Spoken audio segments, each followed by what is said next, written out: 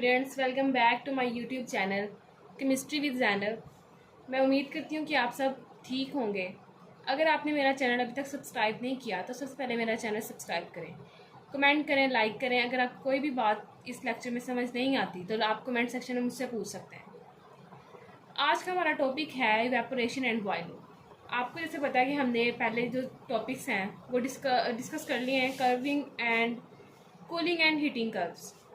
हमारे पास जो last topic था वो हमने कूलिंग और हीटिंग कर्व्स को डिस्कस किया।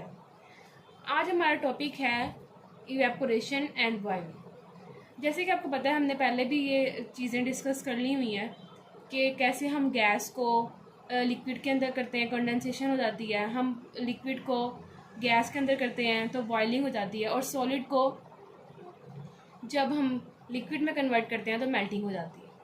अब हमारे पास इवेपोरेशन का हमने पढ़ा था कि जब हम वाटर को हीट करते हैं तो क्या होता है, हमारे पास जो वाटर मॉलिक्यूल्स हैं वो वेपर में कन्वर्ट हो जाते हैं।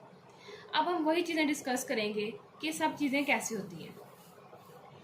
अब हम पहले इसकी रीडिंग स्टार्ट करते हैं। When water is taken in an open container eight normal external pressure. अब हमारे पास जब एक नॉर्मल एक्सटर्नल प्रेशर पे हम एक कंटेनर ले लेते हैं, उसके अंदर पानी डाला हुआ है, starts vapours coming out of its surface silently and steadily. अब जब हमारे पास एक कंटेनर है, उसके अंदर नॉर्मल जो है बाहर वाला टेम्परेचर क्या है, हमारे पास नॉर्मल है, लेकिन फिर भी क्या हो रहा है कि वेपर्स बनना स्टार्ट हो गए हैं। कंटेनर से जो वेपर्स हैं वो बाहर आना स्टार्ट हो गए हैं।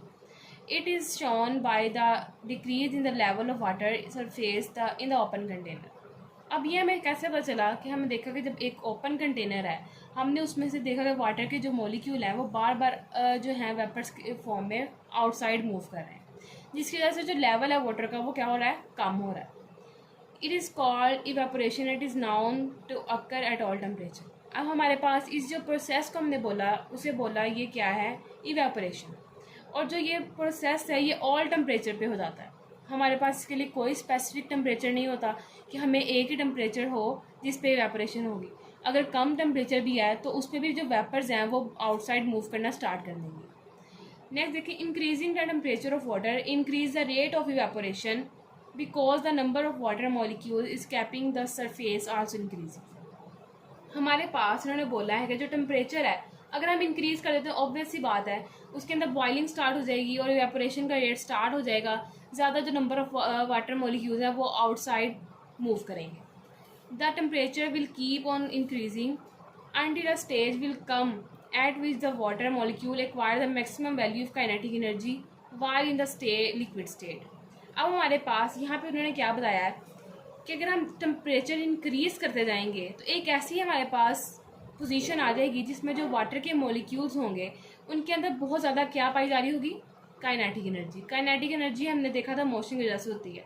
अब नीचे बॉइलिंग हो रही है और जो पार्टिकल्स हैं वो आपस में कोलाइड कर रहे हैं। कोलाइड करने की वजह से कौन सी हमारे पास एनर्जी आ रही है, kinetic energy. While in liquid state, अभी लिक्विड स्टेट में ही है, the heat which is provided at this stage will be utilise to change the liquid water. अब हमारे पास जो इस स्टेज पे हीट एनर्जी दी जाएगी वो किस लिए यूज़ होगी कि जो हमारे पास लिक्विड वाटर है उसको किस फॉर्म में चेंज किया जाए, into gaseous water while keeping the temperature of water constant. अब वो एक कांस्टेंट टेम्परेचर आ गया जिस पे बॉइलिंग हो रही है और जो वाटर है वो किस में कन्वर्ट होता जा रहा है, गैसियस वाटर में। This stage is called boiling. इस स्टेज को हम क्या बोलते हैं, बॉइलिंग स्टेज बोलते हैं, जिसमें हम इतना टेम्परेचर को बॉयल अप कर देते हैं कि इसकी काइनेटिक एनर्जी बहुत ज़्यादा मैक्सिमम हो जाती है, जिसके बाद जो हमारा टेम्परेचर अगर हम देते भी रहें तो उसकी वैल्यू नहीं बढ़ती।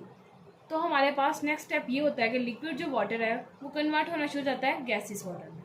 This stage is called boiling. The whole process is being carried out at constant atmospheric pressure. अब हमारे पास ये जो सारा प्रोसेस है कहाँ पे पाया जा रहा है, कॉन्स्टेंट एटमोस्फेरिक प्रेशर। क्या हमारे पास जो एटमोस्फेयर का प्रेशर है वो क्या होगा, कॉन्स्टेंट होगा, एक जगह पे रुका हुआ होगा। अंडरस्टैंड। सो नेक्स्ट स्टूडेंट्स, हमारे पास है difference between evaporation and boiling. क्या हमारे पास इवेपोरेशन और बॉइलिंग के अंदर क्या डिफरेंस है। अगर हम डिफरेंस से, आपको ये एक इम्पोर्टेंट लॉन्ग क्वेश्चन है, अगर आपको ये डिस्क्रिप्शन में पूछेगा, एक्सप्लेन पूछेगा तो आपकी मर्ज़ी है अगर आप इसको थोरोली लिख लें या इसको डिफरेंस क्रिएट कर दें, क्योंकि आपका ये थोरोली इन्होंने बताया, इसका थ्योरी बताई है, इसमें उन्होंने दोनों की डेफिनेशंस को एक्सप्लेन किया है। और नीचे उन्होंने डिफरेंसेस बता दिए हैं कि अगर आपको पॉइंट्स की सूरत में अगर वो पूछे या अगर आपको किसी भी सूरत में पूछता है वो लॉन्ग, तो आप ये दोनों पॉइंट्स भी उसके अंदर मेंशन कर सकते हैं। इन दोनों के पॉइंट्स जो 4 इन्होंने डिस्क्राइब किए हैं, अब हम इसकी स्टडी करते हैं। सबसे पहले हमारे पास है evaporation. It is a surface phenomena, it occur slowly and only at the surface of the liquid. हमारे पास ये कौन सा फिनोमेना है? Surface phenomena. It occur slowly and only at the surface of the liquid. अब हमारे पास एक container है, उसके अंदर हमने पानी रखा हुआ है डालकर, तो क्या हो रहा है वहाँ पे जो पानी है वो जस्ट सरफेस के ऊपर से मूव कर रहा है। अब दूसरी जगह पे उन्होंने बोला है a phase change when a liquid turns into gas through out the entire liquid forming bubbles at a definite external atmospheric pressure. अब हमारे पास जो बॉइलिंग है वो किस में आ जाता है कि जो लिक्विड का सरफेस है जस्ट उसके ऊपर ही हमारे पास चेंजेस नहीं आ रहे इसमें, इसके अंदर थोरली हमारे पास जो लिक्विड है वो बबल्स क्रिएट कर रहा है। किस वजह से बबल्स क्रिएट कर रहा है कि उसके अंदर हीटिंग, हम उसको टेम्परेचर दे रहे हैं, डेट्स वाई उसका जो हीट है वो इंक्रीज होती जा रही है, इंटरनल एनर्जी बढ़ रही है और वो बबल्स क्रिएट कर रहा है। नेक्स्ट हमारे पास है it occurs at all temperature but below the boiling point. अब इवेपोरेशन हमने पहले पढ़ा था कि हर टेम्परेचर पे होती है, लेकिन यहाँ पे उन्होंने एक स्पेसिफिक बता दिया कि जो टेम्परेचर है बॉइलिंग पॉइंट से कम होगा तब इवेपोरेशन होगी। It increases with increase in temperature and vice versa. अब उन्होंने बोल दिया कि अगर टेम्परेचर ज़्यादा हो रहा है तो इवेपोरेशन भी ज़्यादा हो जाएगी, लेकिन वाइस वर्सा का मतलब क्या होता है? इसका मतलब ये है कि अगर वो इंक्रीज हो रहा है तो इंक्रीज होगी, अगर डिक्रीज हो रहा है टेम्परेचर तो इवेपोरेशन भी डिक्रीज हो जाएगी। It occurs at a specific temperature at a normal pressure and call the boiling point. अब हमारे पास बॉइलिंग कब शुरू होती है? एक स्पेसिफिक टेम्परेचर पे। जैसे हमने पढ़ा कि जो वाटर है H2O, उसका जो बॉइलिंग पॉइंट है वो क्या होता है? 100 सेल्सियस। तो उसके जो बॉइलिंग है वो कब होगी? 100 सेल्सियस पे। And call the boiling point, इसको इसी जो टेम्परेचर है इसको हम क्या बोलते हैं? Boiling point.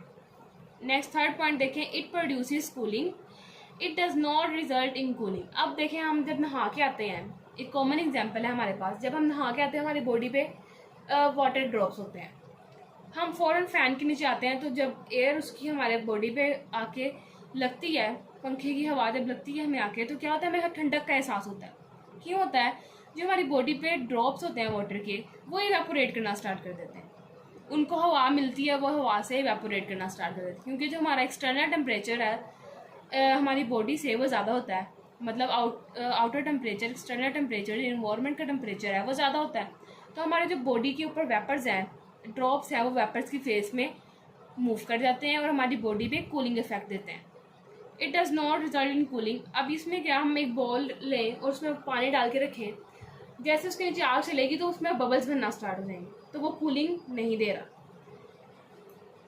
It requires a smaller amount of energy which is provided from inside the liquid.